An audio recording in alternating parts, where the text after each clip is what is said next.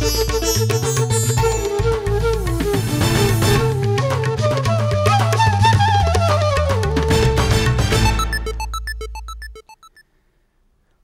संक्रमितको उचित उपचार हरेक नेपालीलाई खोपको आधार। नमस्कार, यो एभिन्यूज खबरको सङ्केत हो। तपाईँ अहिले एभिन्यूज @7 मा हुनुहुन्छ। म सुभाष नेपाल। प्रारम्भमा मूल खबर। गठबन्धन दलहरू बीच सहमति जुट्न नसक्दा मन्त्री परिषदले अझै पाएन पूर्णता। स्वास्थ्य राज्य मन्त्रीमा उमेश श्रेष्ठ नियुक्त।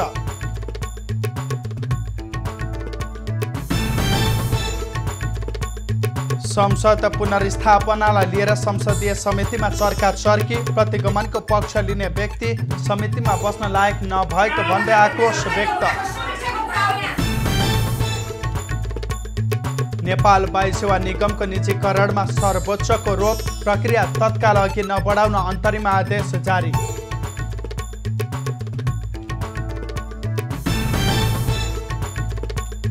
शेयर बजारमा नयाँ रेकर्ड। नेप्से परिसूचक 54 अङ्कले बढेर अहिलेसम्मकै उच्च बिन्दुमा 14 अर्ब भन्दा बढीको कारोबार।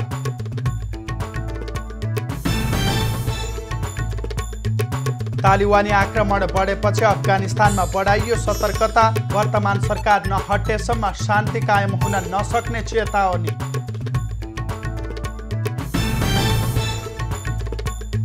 फुटबल टोलीका मुख्य प्रशिक्षक अल्मुताइरीद्वारा राजीनामाको घोषणा। एन्फाका वरिष्ठ उपाध्यक्ष नेमुवाङका कारण राजीनामा दिन लागेको भनाई। र चीन 5 स्वर्ण सहित टोकियो ओलम्पिकको अग्रस्थानमा। जापान 5 स्वर्ण सहित दोस्रो र अमेरिका 3 स्वर्ण सहित तेस्रो स्थानमा। अब खबरको सिलसिला प्रारम्भ गरौँ। स्वास्थ्य राज्य मन्त्री नियुक्त सम्बन्धी प्रसङ्गबाट। नवनियुक्त स्वास्थ्य तथा जनसङ्ख्या राज्य मन्त्री उमेश श्रेष्ठले पद तथा गोपनीयताको शपथ लिएका छन्। प्रधानमन्त्री तथा मन्त्री परिषदको कार्यालय सिंहदरबारमा आयोजित समारोहमा प्रधानमन्त्री शेरबहादुर देउवाले श्रेष्ठलाई राज्य मन्त्रीको शपथ गराएका हुन्। शपथपछि राज्य मन्त्री श्रेष्ठले आफ्नो पहिलो प्राथमिकता कोरोना विरुद्धको खोप ल्याउने र खोपको वितरणलाई प्रभावकारी बनाइने बताए। म लामो समय म्यानेजमेन्टमा काम भएको हुँदाखेरि यसलाई एकदमै दुस्तको साथ चाहिँ एउटा गरिबभन्दा गरिब जनताको कसरी यो स्वास्थ्य सुविधा पाउन सक्छन्। कोरोना महामारीको समयमा लामो समय स्वास्थ्य मन्त्रालय रिक्त हुँदा खोप लगायतका काम प्रभावित बनेको भन्दै स्वास्थ्य मन्त्रालयका अधिकारीहरूले गुनासो गरेपछि देउवाले श्रेष्ठलाई स्वास्थ्य राज्य मन्त्री बनाएका हुन्।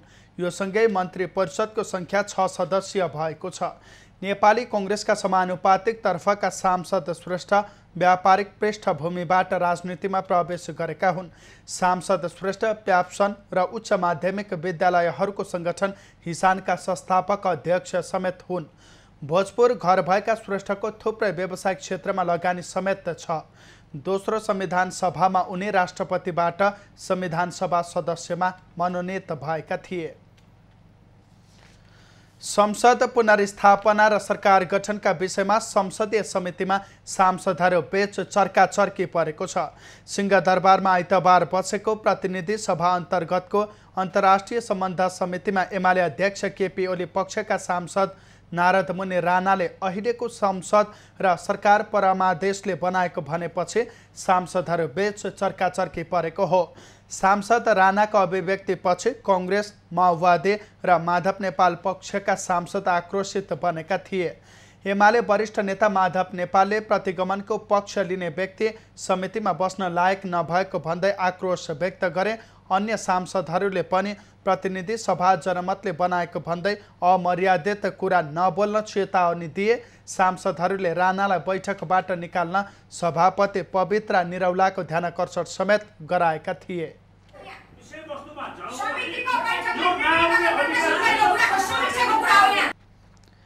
बैठकमा सभापति निरौलाले समिति कुनै राजनीतिक पार्टीको बैठक स्थल नभएकाले समितिले दिएको विषयमा केन्द्रित हुन आग्रह गरेका थिए। त्यसअघि बैठकमा एमालेका वरिष्ठ नेता नेपालले संसद फेरि पुनर्स्थापना गर्न सफल भएकोमा त्यसका लागि सहयोग गर्ने सबै पक्षप्रति आभार व्यक्त गरे। नयाँ सरकार आएको छ। यो नयाँ सरकार आइसकेपछि स्वाभाविक रूपमा उसले विगतको सरकारको समीक्षा गर्नुपर्छ। कहाँ त्रुटिहरू भए, के कमजोरीहरू भए त्यसलाई ध्यानमा राख्नुपर्छ। सभापति निरौलाले समितिका निर्णय कार्यान्वयन गर्न समिति क्रियाशील रहेको बताइन्। सर्वोच्च अदालतले नेपाल वायु सेवा निगमको निजीकरण सम्बन्धी कार्य यथास्थितिमा राख्न आदेश दिएको छ। न्यायाधीश कुमार रेग्मीको इजलासले वायु सेवा निगमलाई निजीकरण गर्ने सम्बन्धी कार्य यथास्थितिमा राख्न सरकारलाई अल्पकालीन अन्तरिम आदेश दिएको हो। सर्वोच्चले अन्तरिम आदेशको विषयमा छलफलका लागि 15 दिनभित्र दुवै पक्षलाई बोलाएको छ। अधिवक्ता आतिश कार्कीले वायु सेवा निगम निजीकरण गर्ने सरकारको तयारी रोक्न सर्वोच्चमा रिट दायर गरेका थिए। सरकारले निजीकरण गर्ने तयारी गरेपछि निगमका कर्मचारी आन्दोलनमा छन्। सर्वोच्चको आदेशसँगै निगम निजीकरणका लागि कार्यदलको प्रतिवेदन अगाडि बढाउने कार्य तत्काल अघि नबढ्ने भएको छ। नेपालमा आइतबार थप 2237 जनामा कोरोना पुष्टि भएको छ। देशैभर गरिएको 10,569 PCR परीक्षणका क्रममा 1,539 र 3,265 एन्टिजेन परीक्षणका क्रममा 698 जनामा कोरोना पुष्टि भएको हो। यो सँगै नेपालमा कोरोना सङ्क्रमितको सङ्ख्या 7,34,779 पुगेको छ। त्यस्तै थप 18 जनाको कोरोनाका कारण मृत्यु भएको छ। हालसम्म नेपालमा 9,713 जनाको कोरोनाका कारण ज्यान गएको छ। त्यस्तै थप 2050 सङ्क्रमित कोरोना मुक्त भएका छन्। हालसम्म नेपालमा 6,43,615 जना सङ्क्रमित निको भएका छन्। हाल नेपालमा 27,228 सक्रिय सङ्क्रमित आइसोलेसन र 340 जना क्वारेन्टिनमा छन्। हालसम्म नेपालमा 35,39,083 वटा PCR परीक्षण तथा 2,89,729 वटा एन्टिजेन परीक्षण गरिएको मन्त्रालयले जनाएको छ। पर्साका अस्पतालहरूमा कोरोना भाइरससँग लक्षण मिल्ने बिरामीको सङ्ख्या बढेको छ। रुगाखोकी ज्वरोको लक्षणसहित अस्पताल उपचारका लागि पुग्ने बिरामीको सङ्ख्या बढेसँगै कोरोनाको नयाँ लहर आउने त्रास स्थानीयमा देखिएको छ।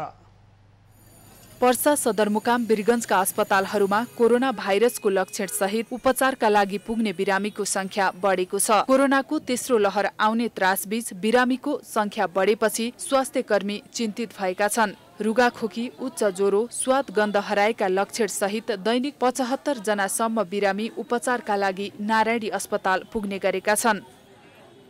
कोभिड जस्तै लक्षण भएका, कोभिड जस्तै संक्रमणका लक्षण भएका बिरामीहरू चाहिँ विगत 10-12 दिनदेखि चाहिँ बढ्ने अवस्था छ र हाम्रो अस्पतालमा रुगा खोकी, उच्च ज्वरो, जिउ दुख्ने, भोक लाग्ने जस्ता लक्षण लिएर दैनिक जस्तो 50 देखि 75 जना चाहिँ बहिरङ्ग तथा आकस्मिक विभागमा आउने गरेका छ। कोरोना जस्तै लक्षण भाइरल ज्वरोमा पनि देखिने भएकाले स्वास्थ्य सतर्कता अपनाउन चिकित्सकहरूले सल्लाह दिएका छन्। सामाजिक दूरी कायम गर्ने, मास्क लगाउने गर्दा जोखिम कम हुने चिकित्सकको भनाइ छ।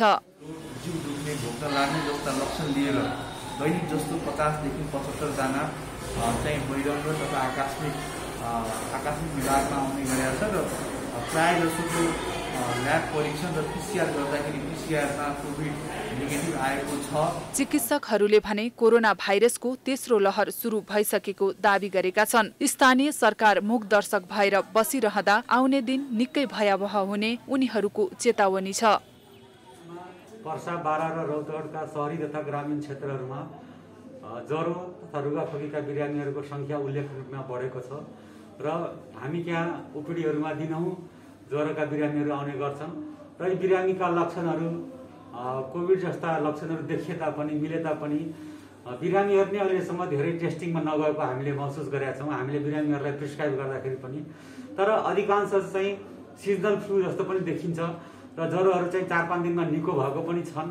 गत वर्ष पनि समयमै स्थानीय प्रशासन, स्थानीय सरकारलाई सल्लाह सुझाव दिए पनि स्थानीय सरकारको लापरवाहीका कारण संक्रमण बढेको चिकित्सकहरूको भनाइ छ। नेपाल भारत बीचको मुख्य नाका समेत वीरगञ्ज भएकाले थप सतर्कता आवश्यक भएको चिकित्सकहरूको भनाइ छ।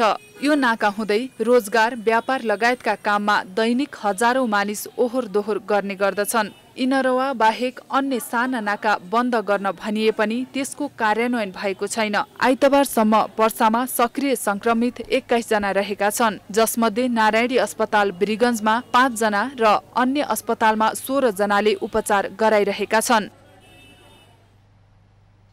वीरगञ्ज महानगरपालिका लगायत पर्सा जिल्लाका सम्पूर्ण नगरपालिका गाउँपालिकामा भोलिदेखि कोभिड-19 विरुद्धको जोन्सन एन्ड जोन्सन खोप लगाइने भएको छ। जिल्ला खोप समन्वय समितिका अनुसार महानगरले सोमबार 11 बजेदेखि 4 बजेसम्म तोकिएको उमेर 50 वर्षदेखि 54 वर्ष समूह र पहिलो खोप लगाउन बाँकी रहेका सबै नागरिकलाई खोप दिनेछ।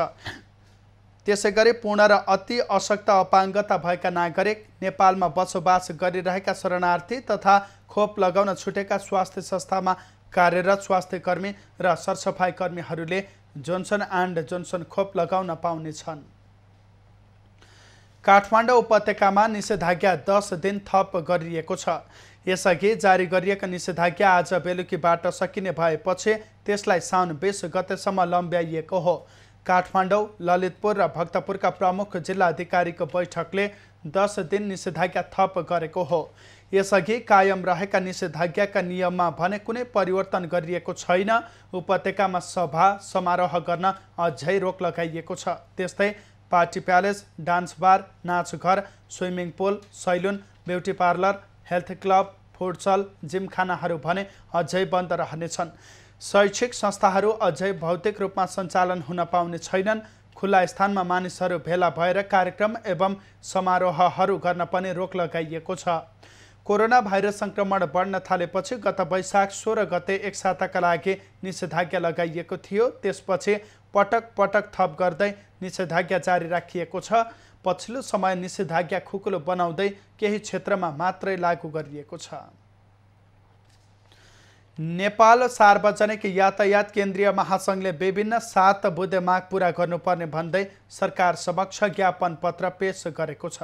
आइतबार माइती घरबाट बबर महलसम्म विरोध प्रदर्शन गर्दै महासङ्घले प्रमुख जिल्ला अधिकारी मार्फत प्रधानमन्त्रीलाई सार्वजनिक सवारी साधनको प्रतीकात्मक साँचो र ज्ञापन पत्र बुझाएको हो।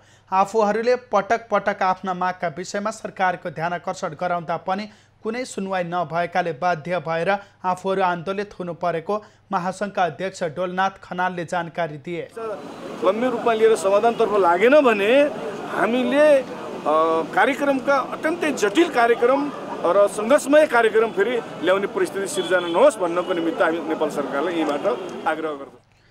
ज्ञापन पत्र बुझ्दै काठमाडौँका प्रमुख जिल्ला अधिकारी कालीप्रसाद पराजुलीले कोरोना महामारीको अवस्थामा पनि सार्वजनिक यातायात क्षेत्र खोलिएको बताए। यातायात क्षेत्रका कार्यरत मजदुर तथा व्यवसायीलाई कोरोनाको खोप, वैज्ञानिक भाडा दर कायम गर्नुपर्ने, ट्याक्सीको मिटर फ्ल्याग डाउन गरेर चलाउन दिनुपर्ने, मौद्रिक नीति यातायात व्यवसाय मैत्री हुनुपर्ने, 20 वर्ष पुराना गाडीको म्याद थप लगायत महासङ्घको माग छन्। यसअघि महासङ्घले सरकारसँग राखेको 7 बुँदे माग पूरा गर्न बिहिबार विरोध स्वरूप सवारी साधन सहित र्याली निकालेका थिए। गत आर्थिक वर्षमा नेपालमा वैदेशिक लगानी घटेको छ।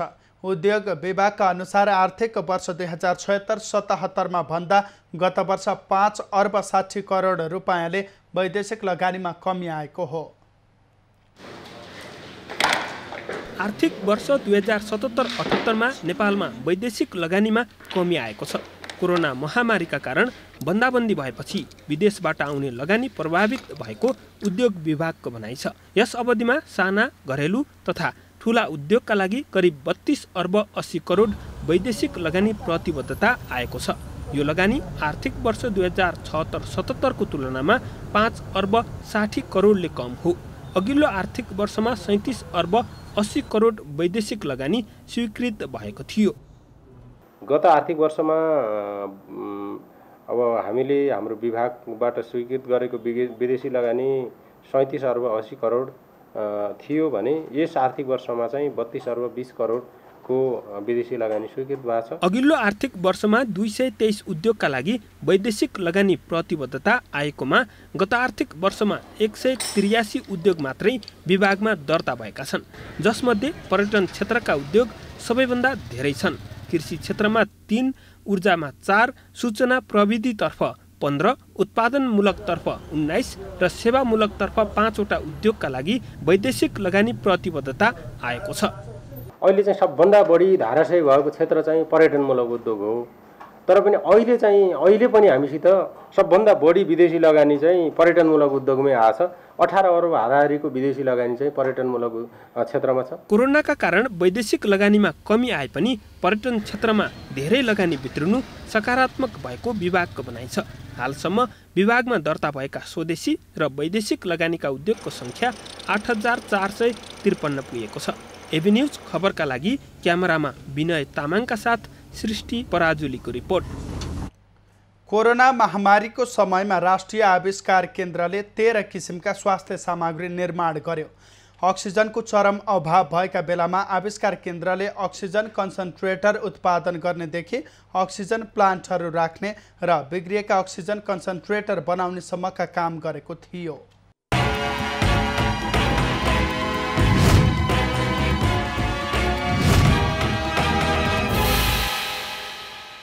राष्ट्रिय आविष्कार केन्द्रले कोरोना महामारीको समयमा भाइरसबाट बच्नका लागि उपकरणको अभाव भएको देखेपछि विभिन्न चिकित्सकको सल्लाह सुझाव अनुसार उपकरण निर्माण गरेको हो। निर्माण गरेका उपकरणहरू कुनै नयाँ अनुसन्धान र आविष्कार नभई महामारीका बेला सेवाभावले निर्माण गरी वितरण गरिएको केन्द्रले जनाएको छ। पीपीई बनाउनेदेखि कीटाणु मार्ने मेसिन, स्वाब संकलन गर्ने बक्स, एरोसेल बक्स लगायत स्वास्थ्य कर्मीलाई बचाउन सहयोग गर्ने 13 किसिमका सामानहरूको उत्पादन गरेर निशुल्क वितरण गरेको केन्द्रको भनाइ छ। विभिन्न किसिमका सरसामानहरू उपकरणहरू नभएको भन्ने कुरा देखेर हामी डाक्टरहरूको सल्लाह सुझाव अनुसार विभिन्न अस्पतालको डाक्टरहरूको सल्लाह सुझाव अनुसार नै हामीले यो काम चाहिँ गरिरहेको हो। कोरोना महामारीको दोस्रो लहरमा अक्सिजनको आपूर्ति घटेको समयमा राष्ट्रिय आविष्कार केन्द्रले अक्सिजन कन्सन्ट्रेटर उत्पादन गर्ने र वितरण गर्नेदेखि लिएर साना किसिमका अक्सिजन प्लान्टहरू राख्ने र बिग्रिएका अक्सिजन कन्सन्ट्रेटरहरू मर्मत गर्ने काम गर्दै आएको छ। वितरण गरिएका सामग्रीको दुरुपयोग नहोस् भनेर केन्द्रले अनुगमन समेत गर्ने गरेको छ। कोरोना महामारीको जोखिमसँगै आवश्यक सामग्री निर्माणको कामलाई निरन्तरता दिने केन्द्रको भनाइ छ। कुनै कसैलाई कुनै सामानहरू जो वितरण गरिएको छ ती सामानहरू चाहिँ दुरुपयोग नहोस् र दुरुपयोग नगरून् भन्ने हिसाबले चाहिँ त्यसको चाहिँ फुल्ली चाहिँ मोनिटरिङ गरेको हुन्छ। कोरोना महामारीको समयमा निषेधाज्ञाका कारण यातायात र पसलहरू बन्द हुँदा यस्ता सामग्री निर्माणका लागि चाहिने कच्चा पदार्थको अभाव भएको थियो। देश विदेशबाट करिब 7 करोड रुपैयाँ आर्थिक सहयोग भएका कारण आर्थिक समस्या भने नभएको केन्द्रको भनाइ छ। राष्ट्रिय आविष्कार केन्द्रले कोरोनाको समयमा विभिन्न समस्याका बावजुद पनि पीपी, भेन्टिलेटर, अक्सिजन प्लान्ट निर्माण गर्दै सबैमा सहजता प्रदान गरेको छ। यसको प्रभावकारितालाई मध्यनजर गर्दै सरकार पक्षको सक्रियता नितान्त आवश्यक रहेको छ। एबी न्यूज खबरका लागि क्यामेरामा मनोज खड्काका साथ समीक्षा पोखरेल, काठमाडौँ।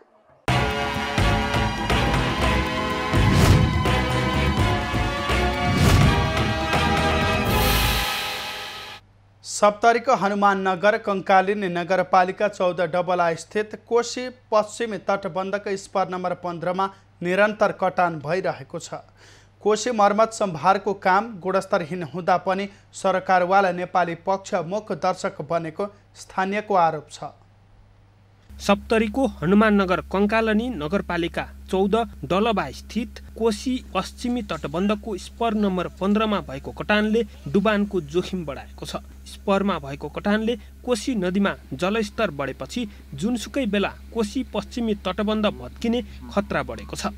कोशी नदी का हमरा दिया जन्मले कोशी नदी का घर छै कि अपने कोशी के पानी अस्थिर त बात सब को पलार भी छै वो तो टकरा के फटे उ पानी सीधे आबै छै एता।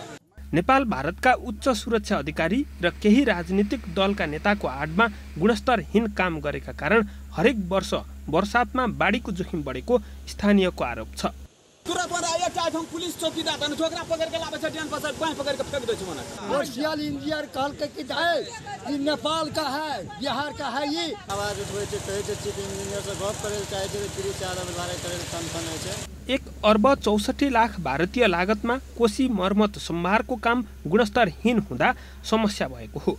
कोशी ब्यारेजदेखि डलबासम्मको 19 किलोमिटर नेपाली भूभागमा भारतीय ठेकेदार मार्फत भएको काम स्तरीय नभएको हो। स्थानीयहरूले विरोध गर्दा ठेकेदारले सुरक्षाकर्मी लगाएर धपाउने गरेको स्थानीयको आरोप छ। मनमर्जी भइरहेछ। अब गाउँको मान्छे केही बोल्न थाल्छ भने उनीहरू हप्ताउन थाल्छ।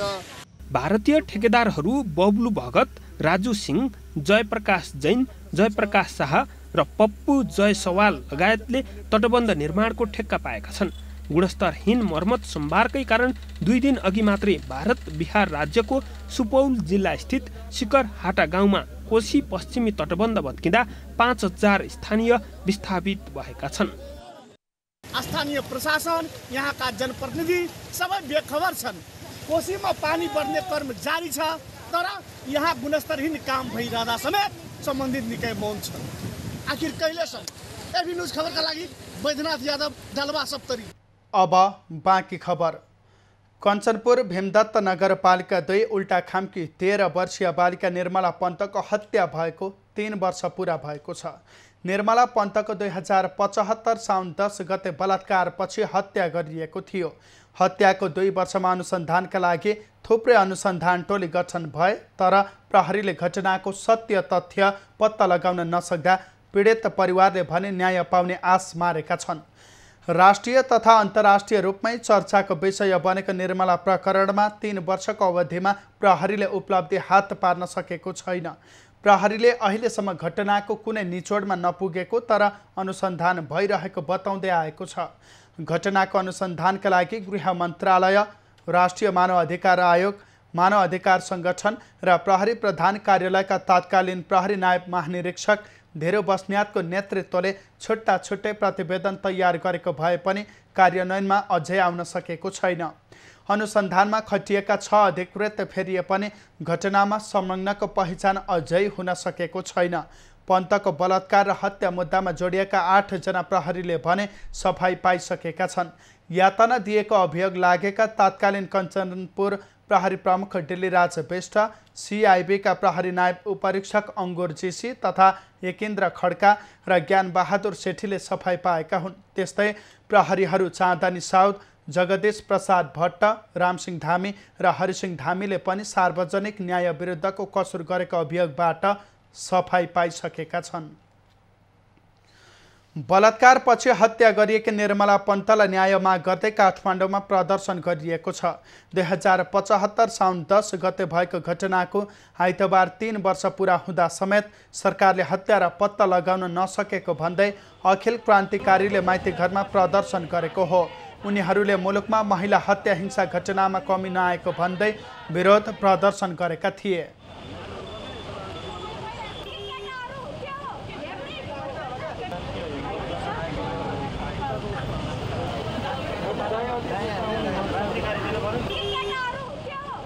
प्रदर्शनकारीले संविधान नै संशोधन गरे बलात्कार र हत्या गर्नेलाई फाँसीको सजाय दिनुपर्ने माग गरेका थिए।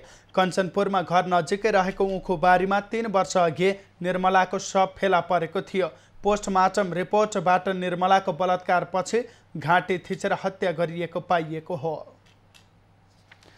3 वर्ष अघि साउन 10 गते बलात्कारपछि हत्या गरिएको अवस्थामा फेला परेकी कञ्चनपुरकी 13 वर्षीय निर्मला पन्तको परिवारले न्यायको माग गर्दै प्रधानमन्त्री शेरबहादुर देउवालाई ज्ञापन पत्र पठाएको छ। निर्मला पन्तका अभिभावक सहित नागरिक सङ्घर्ष समितिले आइतबार कञ्चनपुरका प्रमुख जिल्ला अधिकारी रामप्रसाद पाण्डे मार्फत प्रधानमन्त्री देउवालाई ज्ञापन पत्र पठाएको हो। निर्मलाको बलात्कारपछि हत्या गर्ने व्यक्तिलाई सार्वजनिक गर्न र पीडित परिवारलाई न्याय दिलाउन माग गर्दै प्रशासन मार्फत सरकारलाई ज्ञापन पत्र बुझाएको नागरिक सङ्घर्ष समितिले बताएको छ। पार्टीभित्रको विवाद निरूपणका लागि निर्वाचन आयोगले थालेको बहुमत सदस्यको सशरीर शनाखत रोक्न माग गर्दै महन्त ठाकुर पक्षले दिएको रिटमा सर्वोच्च अदालतले अन्तरिम आदेश दिन अस्वीकार गरेको छ। यससँगै निर्वाचन आयोगलाई विवाद निरूपणको फैसला सुनाउन बाटो खुलेको छ।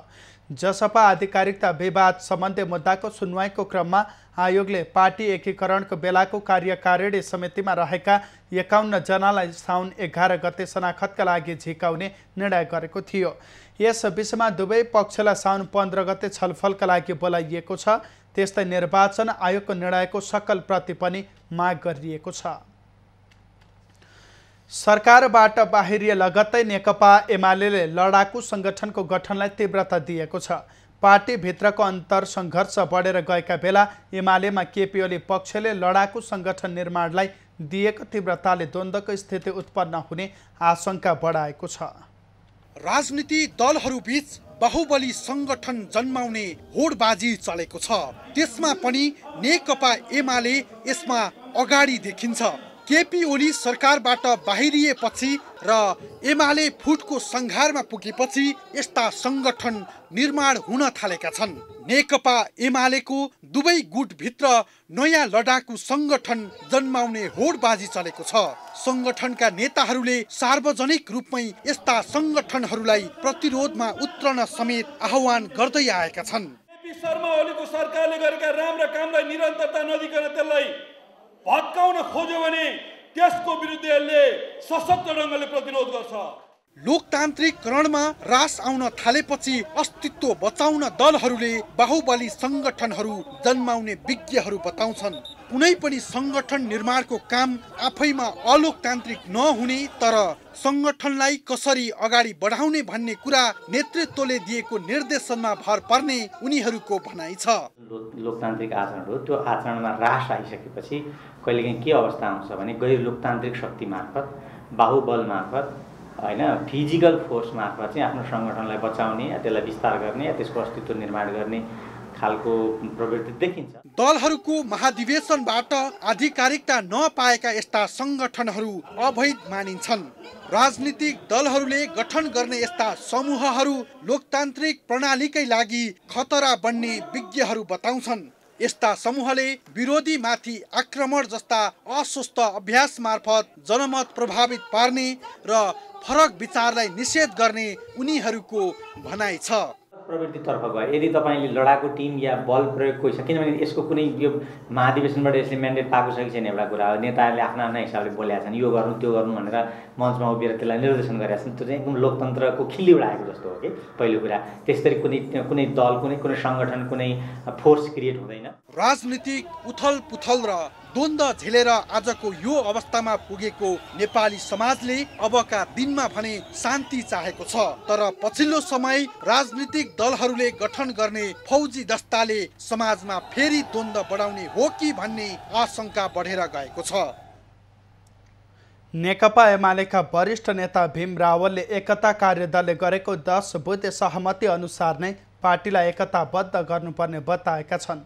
आइतबार सिंहदरबारमा एमाले एकताका लागि प्रयास गरिरहेका सांसदहरूले आयोजना गरेको छलफल कार्यक्रममा रावलले अहिले आफूहरू एकताको नजिक रहेकाले कार्यदलले जुटाएको सहमतिमा अगाडि बढाउनुपर्ने बताएका हुन्।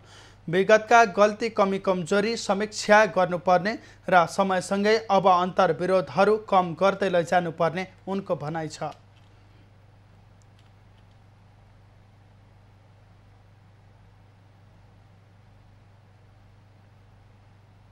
सङ्घीय संसदका सदस्य साथीहरूले पार्टी एकतामा महत्त्व दिएर छलफलको आयोजना गर्नुभएको रहेछ। हामीले पहिले कार्यदलमा काम गरेको नाताले हामीलाई पार्टीलाई एकताबद्ध बनाउनको लागि ती सहमतिहरूको कार्यान्वयन कसरी हुन्छ भन्ने जिज्ञासाका साथ उहाँहरूले यो कार्यक्रमको आयोजना गर्नुभएको रहेछ। छलफलको समन्वय गरेका सांसद कृष्ण प्रसाद दाहालले 10 बुँदे सहमतिका आधारमा स्वार्थ केन्द्रित विवादलाई अन्त्य गर्नुपर्नेमा सांसदहरूले जोड दिए। ती समस्याहरू समाधान उन्मुख दिशामा गएका छन् र त्यो समाधान उन्मुख दिशामा लिएर जानको निम्ति सबैभन्दा महत्त्वपूर्ण कडीको रूपमा 10 बुँदाको सहमति हो। अन्य सांसदहरूले पनि 10 बुँदे सहमतिकै सेरोफेरोमा रहेर नै पार्टीलाई एकताबद्ध गर्न नेतृत्वलाई दबाब दिनुपर्ने धारणा व्यक्त गरेका छन्। एमाले एकता अभियानमा रहेका सांसदहरूले कार्यदलमा रहेका दुवै पक्षका संयोजकसँग छलफल गरेका हुन्। एमाले नेता शङ्कर पोखरेलले नेपाली कङ्ग्रेसलाई सत्ता सुम्पिने कम्युनिस्ट नेताहरूले ठूला कुरा गरेको भन्दै आक्रोश व्यक्त गरेका छन्। उनले फेसबुकमा चुनावी घोषणा पत्र र जनताका बीच गरिएको वाचा कबोल बिर्सिएर जनताले प्रतिपक्षमा राखेको नेपाली कङ्ग्रेसलाई सत्ता सुम्पने नेताले ठूला कुरा गर्न नसुहाउने बताएका हुन्। लुम्बिनी प्रदेशका मुख्यमन्त्री समेत रहेका ओली पक्ष नेता पोखरेलले नाम नतोके पनि खास गरी पुष्पकमल दाहाल र आफ्नै वरिष्ठ नेता नेपाल विरुद्ध कटाक्ष गरेका हुन्। ओली सरकारबाट हटेपछि पोखरेलले नेपाल र दाहालको चर्को आलोचना गर्दै आएका छन्। नेकपा एमालेका नेता प्रदीप गेवालीले नेकपा एमालेको एकतालाई कसैले पनि रोक्न नसक्ने बताएका छन्। गृह जिल्ला गुल्मीमा आयोजित कार्यक्रममा उनले पार्टी एकता कसैले चाहेर पनि रोक्न नसक्ने बताएका हुन्। कार्यदलले तयार गरेको 10 बुँदे कार्यदिशा अनुसार एकता प्रक्रिया अघि बढ्ने नेता गेवालीको भनाइ छ। केही नेताहरू पार्टीमा बस्न नसक्ने ठाउँमा पुगिसकेको भए पनि सबै कमी कमजोरीहरूलाई बिर्सेर पार्टी एक ढिक्का भएर अघि बढ्ने नेता गेवालीको भनाइ छ। उनले केही व्यक्तिले पार्टीलाई कमजोर बनाउँदै गठबन्धन सरकारसँग सहयात्रा गर्दै हिँडेको आरोप लगाए। नेता गेवालीले वर्तमान सरकार निर्माण हुनुमा पनि नेकपा भित्रका केही ठूला नेताहरूको मुख्य भूमिका रहेको बताए। नयाँ सरकार गठन सम्बन्धी अदालतको पछिल्लो फैसलाले आम जनतामा थप दुविधा उत्पन्न गराएको उनको भनाइ छ। सुदूरपश्चिम प्रदेशका मुख्यमन्त्री त्रिलोचन भट्टले प्रदेश सरकारको अधिकार क्षेत्रभित्र रहेर आवश्यक सहयोग गर्ने प्रतिबद्धता व्यक्त गरेका छन्। प्रदेश सरकार मातहत रहेका कञ्चनपुरका विभिन्न आयोजनाहरूको अनुगमन गर्दै उनले आफूले थालेका विभिन्न योजनाहरूको काम सन्तोषजनक रहेको बताए। कतिपय ठाउँमा विभिन्न कारणवश काम रोकिएकाले त्यस्ता समस्या समाधानका लागि पहल गर्ने मुख्यमन्त्री भट्टको भनाइ छ। कुनै पनि निर्माण व्यावसायिकले आफ्नो एग्रिमेन्ट समयभित्र काम गरिसक्नुपर्छ। यदि कुनै त्यस्ता समस्या आयो भने त त्यसको एउटा कुरा हो र त्यसमा हामीले अलि जोड गरिरहेका छौँ। र अर्को कुरा यसमा नियम अनुसारको क्वालिटीको कुराहरू छ, जो गर्नुपर्ने काम एग्रिमेन्ट अनुसार कामको कुराहरू छ, यसमा एकदम स्ट्रिक्टली निगरानी गरिन्छ। सुदूरपश्चिम प्रदेशका सामाजिक विकास मन्त्री लालबहादुर खड्काले कलुवापुर नाइल बोर्डर सडक खण्ड सुचारू हुने बित्तिकै पहाडी 7 जिल्लाका नागरिकहरूलाई छोटो यात्राका साथै सहज हुने बताए। सुदूरपश्चिमका पहाडी 7 जिल्लालाई अत्यन्त सहज हुने र खास गरिकन हामी यहाँ दुईटा कुरा छौँ। यता हाम्रो सुक्खा बन्दरगाह जुन 2004 सुक्खा बन्दरगाह छ, दैजी औद्योगिक क्षेत्र, छेला औद्योगिक क्षेत्रलाई पनि यसले त्यो बनिसकेपछि यो सुदूरपश्चिमकै अत्यन्त महत्त्वपूर्ण व्यापारिक सडकका रूपमा पनि यो सडक रहेको छ। मुख्यमन्त्री भट्ट, मन्त्री खड्का तथा प्रदेशसभा सदस्य महेश दत्त जोशी र कुलवीर चौधरी, भौतिक विकास मन्त्रालय तथा पूर्वाधार विकास कार्यालयका प्रतिनिधि सहितको टोलीले बेलौरी कलुवापुर सडक खण्ड, कलुवापुर नाइल बोर्डर सडक खण्ड र दैजी लेप्ना सडक खण्ड लगायतका आयोजनाको स्थलगत अनुगमन गरेको हो। नेपाल अमेरिका पत्रकार सङ्घ नेजाको 7औं अधिवेशन सम्पन्न भएको छ। त्यस अवसरमा नेजाले ग्रामीण भेगमा उत्कृष्ट पत्रकारिता गरे बापत अनु आचार्यलाई ग्रामीण पत्रकारिता पुरस्कारले सम्मानित गरेको छ। नेपाल अमेरिका पत्रकार संघ नेजाको 7औं अधिवेशन तथा 14औं साधारण सभा जुलाई 24 र 25 तारिकमा शान्टली भर्जिनियाको विनगेट वाइबिन्डन होटलमा सम्पन्न भयो। कार्यक्रममा प्रमुख अतिथिको रूपमा नेपाल पत्रकार महासंघका अध्यक्ष विपुल पोखरेल, अमेरिका स्थित नेपाली दूतावासका प्रतिनिधिहरू, Maryland house of delegates Harry Bhandari, Nepal गैर आवासीय नेपाली संघ संस्थाका प्रतिनिधिहरू लगायत विभिन्न संचार माध्यममा आबद्ध विशिष्ट व्यक्तिहरू तथा पत्रकारहरूको उपस्थिति रहेको थियो। कार्यक्रममा नेपालको ग्रामीण भेगमा उत्कृष्ट पत्रकारिता गरे बापत रसुवाकी अनु आचार्यलाई रु 2,22,222 रुपियाँको नगद ग्रामीण पत्रकारिता पुरस्कारको घोषणा गरेको थियो। साथै डीसी मेट्रोमा रहेका सम्पूर्ण नेपाली संघ संस्थाहरू तथा एभरेस्ट लायन्स क्लबको तर्फबाट प्रमुख अतिथिहरूलाई मायाको चिनो टी सर्ट प्रदान गरिएको थियो। हामी यहाँको स्टेटसँग पनि एउटा चाहिँ परिचय भएर हामीले एउटा काम गर्न पायौँ। तपाईँको ह्यारी भण्डारीजीले एउटा हाम्रो 3 जना वरिष्ठ पत्रकारहरूलाई एउटा अवार्ड पनि गरे मेरील्यान्ड डेलिगेट हाउसबाट। यो पनि एउटा पत्रकारको लागि एउटा एचिभमेन्ट हो, एउटा सम्मान हो। यहाँको तपाईँको सरकारसित नि एउटा हामीले परिचय गर्नुपर्दछ भन्ने मेरो चाहिँ धारणा हुन्छ भोलिको दिनमा पनि। कार्यक्रममा नेजाका पूर्व अध्यक्षले सूचना प्रवाहको जिम्मेवारी लिएर सामाजिक राजनैतिक परिवर्तनमा महत्वपूर्ण भूमिका निर्वाह गरेको पत्रकारहरूको साझा संस्था नेजाको ठूलो जिम्मेवारी र दायित्व रहेको कुरा व्यक्त गरे। सूचना प्रवाहको जिम्मेदारी लिएको सामाजिक राजनीतिक परिवर्तनमा महत्वपूर्ण भूमिका निर्वाह गरेका पत्रकारहरूको साझा संस्था हो। त्यसैले यसो ठूलो जिम्मेदारी र दायित्व रहेको छ राष्ट्रको सन्दर्भमा, मातृभूमिको सन्दर्भमा। कार्यक्रमको प्रमुख अतिथिको तर्फबाट बोल्दै अमेरिकामा रहेका सबै नेजामा सहभागी पत्रकारहरूको सिप र क्षमताको उपयोग गर्दै नेजाको भूमिका एउटा ठूलो ब्याकअप अर्गनाइजेसनको रूपमा रहेको कुरा व्यक्त गरे। नेजा संस्था नेपालले मूलका पत्रकारहरू जो अमेरिकामा आएर क्रियाशील हुनुहुन्छ उहाँहरूलाई संगठित गरेर हामी सँगसँगै अगाडि बढ्न सक्छौँ भनेर एउटा सन्देश दिन एउटा सफल संस्थाका रूपमा भएको छ। त्यसले गर्दा अमेरिकामा रहेर पत्रकारिता गर्ने नेपालीहरूको लागि ठूलो ब्याकअप चाहिँ अर्गनाइजेसनको रूपमा यो संस्था रहेको छ। अमेरिकामा अझै पनि कोभिडको सन्तास केही हदसम्म बढ़िरहेको समयमा पनि कार्यक्रममा करिब 250 भन्दा बढ़ी पत्रकार तथा विशिष्ट व्यक्तित्वहरूको उपस्थिति रहेको थियो। निष्पक्ष समाचार पत्रकारिताको आधार नेपाल अमेरिका पत्रकार महासंघ सबै संचारकर्मीहरूको हितमा काम गर्न सकोस्। भर्जिनियाबाट सुनिता शर्मा कोइरालाको रिपोर्ट। बागलुङ नगरपालिका क्षेत्रमा स्वच्छ पानी उपलब्ध गराउने गरी निर्माण सुरु भएको लिफ्टिङ योजना अलपत्र परेको छ। 3 वर्ष बितिसक्दा पनि पूरा हुन नसक्दा नगरवासी खानेपानीका लागि अन्यत्र भौतारिन बाध्य भएका छन्। बागलुङ सदरमुकाममा 2 वर्षभित्र लिफ्टिङ योजना मार्फत खानेपानी उपलब्ध गराउने गरी सुरु भएको आयोजना 3 वर्ष बित्दा पनि पूरा हुन सकेको छैन। बागलुङ 3 काँठे खोलाको पानी लिफ्टिङ प्रणालीबाट पानी तानेर 24 घण्टा नै पानी उपलब्ध गराउने योजना समयमा निर्माण हुन नसकेको हो। गत वर्ष थपिएको म्याद समेत असार मसान्तमा सकिए पनि आयोजनाले गति लिन सकेको छैन। खानेपानी उपभोक्ता समितिले आयोजना निर्माणमा ढिलाइ हुनुमा ठेकेदारलाई दोषी देखाएको छ।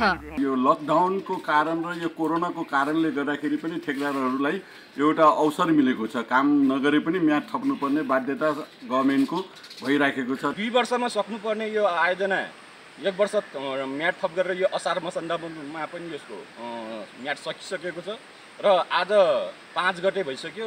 फेरि म्याद थपको कुराहरू पनि सुन्नमा आएको छ, तर हामीलाई त्यो जानकारी छैन, हामीसँग छलफल भएको अवस्थाहरू पनि छैन। ठेकेदार कम्पनी कन्काई जयमाता जेबीले काम राम्रोसँग अगाडि नबढाएको कारणले पनि योजना ढिला हुन पुगेको र पहिरोको जोखिम बढेको भन्दै स्थानीय आक्रोशित छन्। समयमा व्यवस्थापन गर्न सकेन भने पछि यो घर जति जुन कम्प्युटरको जुन चाहिँ घरहरू छन् त्यो जाने सम्भव छ। हाम्रो खानपानी होइन, यो त 4 वर्ष अघि पनि सरल र किन नाग रोडसम्म गएको थियो, सधैँ जाने ठाउँ हो, भरेर हामीलाई उल्टै थर्कायो। लिफ्टिङ खानेपानी योजना समयमा पूरा नहुँदा र ठाउँ ठाउँमा पहिरो जाँदा बजारका 1 दर्जन घर जोखिममा परेका छन्। कमजोर भूगोलमा ठूला मेसिन प्रयोग गर्दा पहिरोको जोखिम बढेको हो। एक त जमिनकै कारणले पनि त्यो समस्यामा छ, जमिन कच्ची छ, त्यसको सँगसँगै त्यहाँ जुन बस्तीहरू छ अनि त्यहाँ एउटा बाटो छ, अनि अर्को अहिले खानेपानीको लिफ्टिङ आयोजना छ। यी दुईटा आयोजनाहरूका कारणले पनि त्यो बस्ती केही जोखिममा परिरहेको छ। खानेपानी आयोजनाको काम अहिलेसम्म 65% मात्रै पूरा भएको छ। ठेकेदार कम्पनीले भने कोरोना भाइरस संक्रमण, कमजोर भूबनोट लगायतको कारण निर्माणमा ढिलाइ भएको बताउने गरेको छ। बागलुङबाट राजेश चन्द्र राजभण्डारीको रिपोर्ट। लामो समयसम्म खानेपानीबाट वञ्चित रहेका पाल्पाको तानसेन नगरपालिका पिपल डाँडाका स्थानीयवासीहरूले अहिले स्वच्छ खानेपानी उपभोग गर्न पाएका छन्। खानेपानी तथा सरसफाई डिभिजन कार्यालय पाल्पाको आर्थिक तथा प्राविधिक सहयोग र स्थानीयको श्रमदान मार्फत 150 घरमा स्वच्छ खानेपानी पुगेको हो।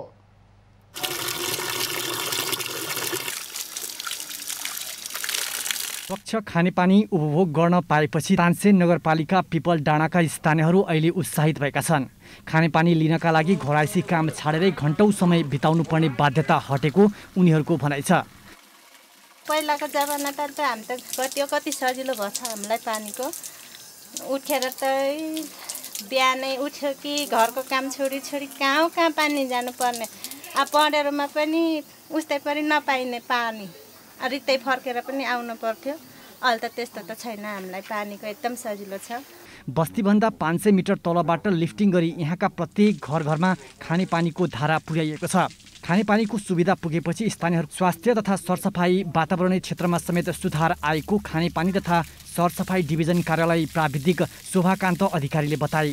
पहिले आउँदाखेरि जम्मै नुहाउनु धुनुको अभावले गर्दा मान्छेहरू फोहोरी देखिन्थे, बच्चाहरू सफा थिएनन्। अहिले यो धाराहरू बनिसकेपछि सरसफाइको क्षेत्रमा धेरै प्रगति भएको छ। स्थानीय र नेपाल सरकारको 65 लाख रुपैयाँ लागतमा खानेपानी आयोजना सम्पन्न गरिएको खानेपानी तथा सरसफाई डिभिजन कार्यालय सूचना अधिकारी विधान अर्यालले बताए। नेपाल सरकारको चाहिँ 41,44,502 रुपियाँ लागत र श्रमदान 12,23,406 गरी कुल 53,67,908 मा त्यहाँ अवस्थित 50 घरधुरीले चाहिँ पानी एक घर एक धारा प्रणालीबाट पानी खाएको अवस्था छ। खानेपानीको सुविधा पुगेपछि स्थानीयले व्यावसायिक कृषितर्फ उन्मुख हुन निकै सघाउ पुग्ने देखिन्छ। लिफ्टिङ खानेपानी योजना सम्पन्न भए पनि दिगो व्यवस्थापनमा ध्यान दिए मात्र यस्ता योजनाहरूले सार्थकता पाउने देखिन्छ। अनिल लिगल, पाल्पा। अबको पालो एभिन्यूज एट बिजनेसको।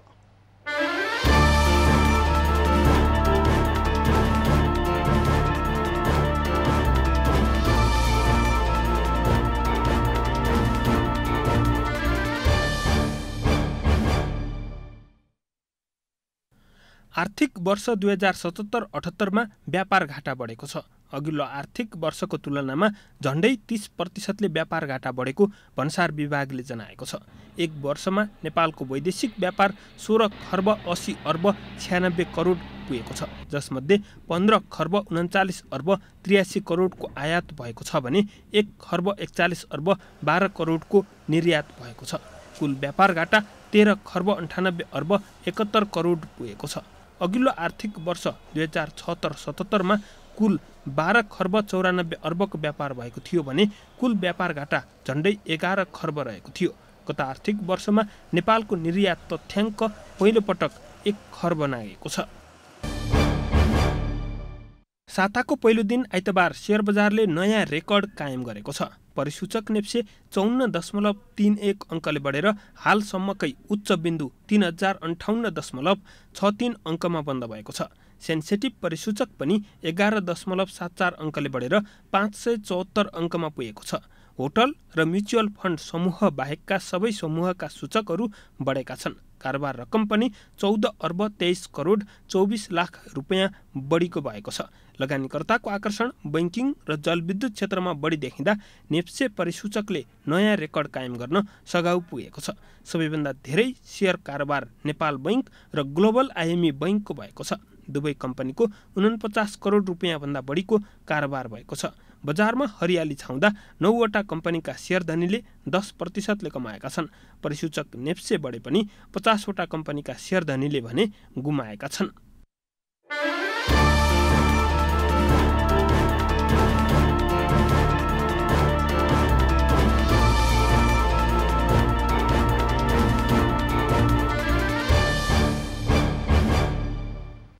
अबको पालो एभिन्यूज एट स्पोर्ट्सको। नेपाली राष्ट्रिय फुटबल मुख्य प्रशिक्षक अब्दुल्लाह अल मुताइरीले राजीनामा दिने घोषणा गरेका छन्। आइतबार सामाजिक सञ्जाल मार्फत राजीनामा दिने घोषणा गरेका थिए। राजीनामा दिने जनाएसँगै अब्दुल्लाह अल मुताइरी अखिल नेपाल फुटबल सङ्घ एन्फाको कार्यालयमा पुगेका थिए। एन्फा कम्प्लेक्समा प्रशिक्षक अल मुताइरीसँग छलफल गर्दै एन्फा अध्यक्ष कर्मा छिरिङ शेर्पाले राजीनामा फिर्ता लिन आग्रह गरे। एन्फा अध्यक्ष शेर्पाले अब्दुल्लाहले राजीनामा नदिएको र केही तनावमा रहेकाले आराम गर्न भनेर पठाएको बताए।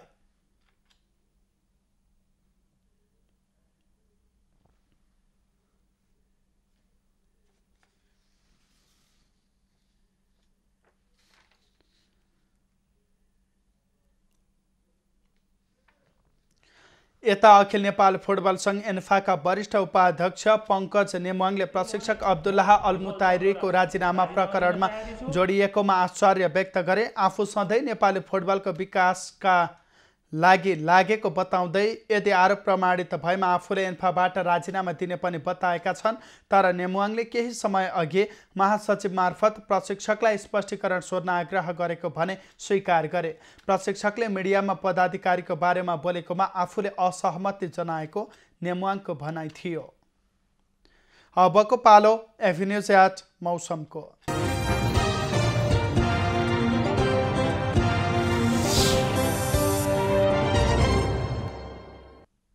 देशैभर मनसुनी वायुको सामान्य प्रभाव रहेकाले पछिल्लो 24 घण्टामा रुकुम, नेपालगञ्ज, पोखरा, विराटनगर, काठमाडौँ लगायतका स्थानमा वर्षा भयो। आज राति देशैभर सामान्यदेखि पूर्ण बदली भई केही स्थानमा हल्कादेखि मध्यम वर्षाको सम्भावना रहेको जल तथा मौसम पूर्वानुमान महाशाखाले जनाएको छ। काठमाडौँ उपत्यकाको आजको अधिकतम तापक्रम 31 डिग्री सेल्सियस र न्यूनतम तापक्रम 22 डिग्री सेल्सियस मापन गरियो। आज देशभरको मौसम कस्तो रहे त हेरौँ देशका विभिन्न स्थानको मौसमी अवस्था।